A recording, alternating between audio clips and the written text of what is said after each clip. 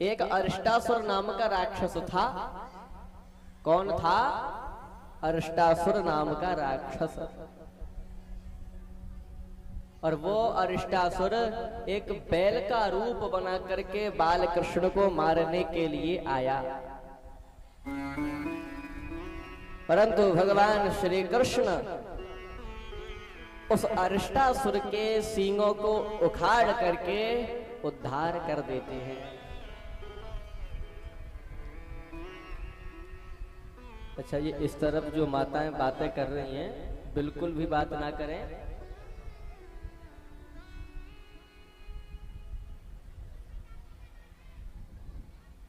जब कंस को पता चला कि कृष्ण ने अरिष्टासुर को भी मार दिया, केसी और व्योमासुर को भी मार दिया, तो कंस ने सोचा कि आखिरकार अब मैं किसे भेजूं जो कि कृष्ण को मेरे समक्ष ला सके।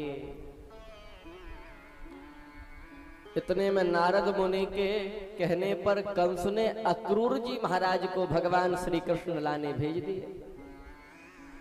और अक्रूर जी महाराज श्री कृष्ण और बलदाऊ भैया को, सखाओं को, सभी को लेकर के आ गए मथुरा। मथुरा में पहुंच करके भगवान श्री कृष्ण एक धोबी का उद्धार करते हैं।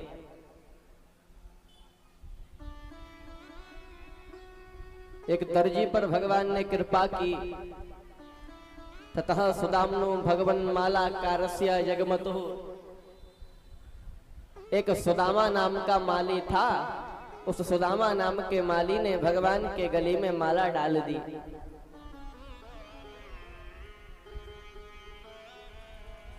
और एक कुब्जा थी जिसकी पीठ के ऊपर एक कुबड़ था।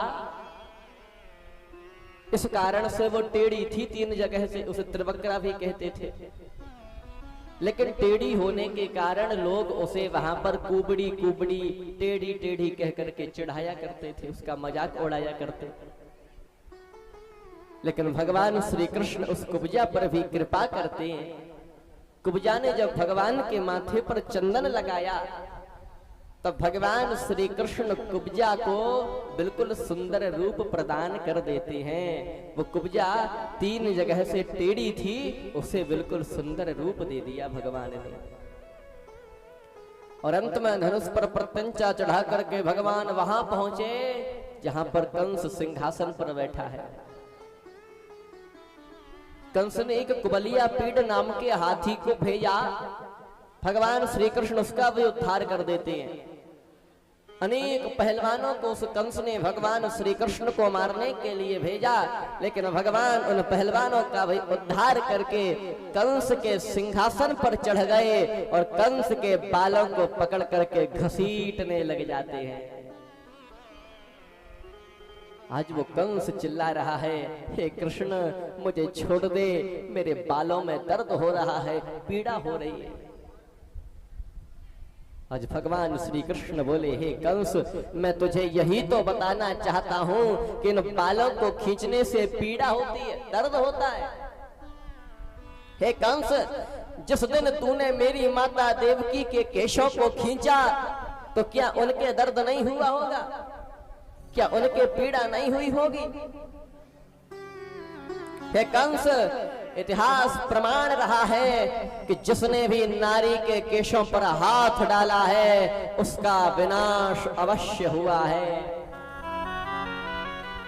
रावण ने एक वेदवती नाम की कन्या के केशों पर हाथ डाला तो रावण का विनाश हो गया।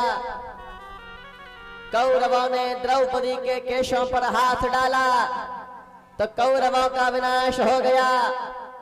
और हे कंस, तूने मेरी माता देवकी के केशों पर हाथ डाला है, अब तेरा विनाश होना भी निश्चित है। अब तो भगवान श्री कृष्ण पूरे ब्रह्मांड का ध्यान करते हैं। पूरे ब्रह्मांड का भजन जब मेरे कन्हैया में आ गया तब तुरंत भगवान कंस की छाती पर चढ़ गए और कंस की दम घोट करके मार डाला। बोलिए कंस मर्दन भगवान की जय हो।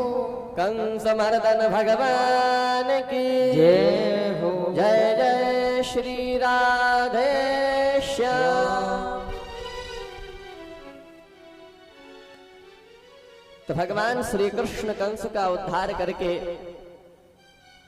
कारागार में बंद अपने माता पिता देवकी और वसुदेव जी महाराज को एवं महाराज उग्रसेन को मुक्त करते हैं।